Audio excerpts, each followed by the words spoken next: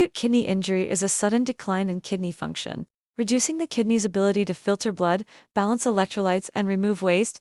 It can result from reduced blood flow to the kidneys, direct kidney damage, or blockages in the urinary tract. AKI can progress through stages of severity, which are classified by the KGO kidney disease. Improving global outcomes guidelines, causes of acute kidney injury, prerenal dehydration, blood loss, heart failure, sepsis, intrinsic, direct kidney damage from toxins, glomerulonephritis, postrenal blockages from kidney stones, enlarged prostate, tumors.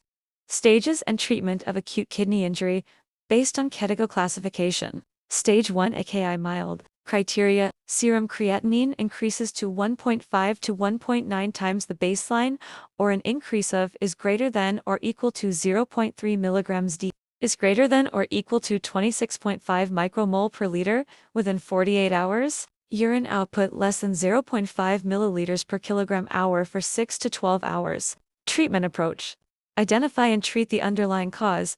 Restore adequate blood flow if prerenal, for example, through hydration for dehydration. Avoid nephrotoxic drugs.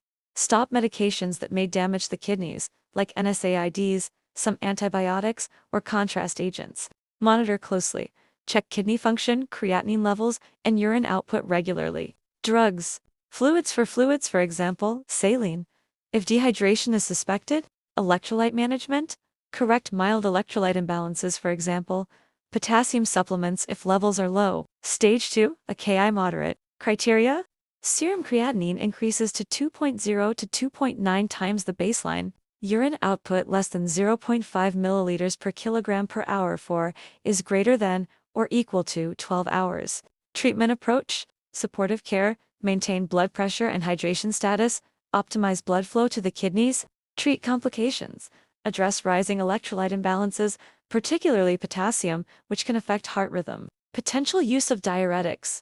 In cases of fluid overload when the kidneys aren't removing enough fluid, diuretics such as furosemide may be considered. However, diuretics are only used if urine output can be sustained. Drugs: diuretics, furosemide to reduce fluid overload if needed, electrolytes and bicarbonate, potassium binders or sodium bicarbonate to manage electrolyte disturbances, particularly if hyperkalemia, high potassium, or acidosis occurs. Stage 3 AKI severe. Criteria: serum creatinine increases to 3.0 times the baseline, or reaches is greater than or equal to 4.0 mg dl, is greater than or equal to 353.6 micromole per liter, with an acute rise of at least 0.5 mg dl, 44.2 micromole per liter.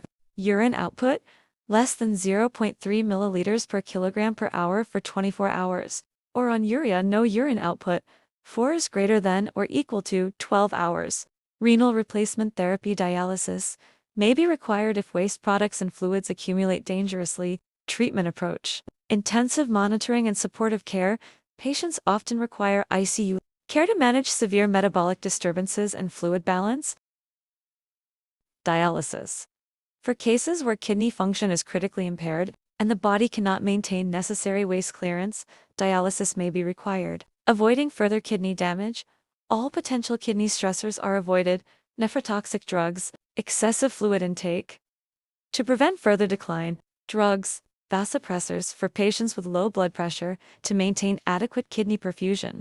Electrolyte control, medications like calcium gluconate, insulin, or sodium polystyrene sulfonate for severe hyperkalemia, antibiotics or other meds as necessary to treat infections or sepsis, with careful selection to avoid kidney stress. Progression to end-stage kidney disease, ESKD. If AKI progresses without sufficient recovery of kidney function over time, it may lead to chronic kidney disease, CKD, or end-stage kidney disease, ESKD.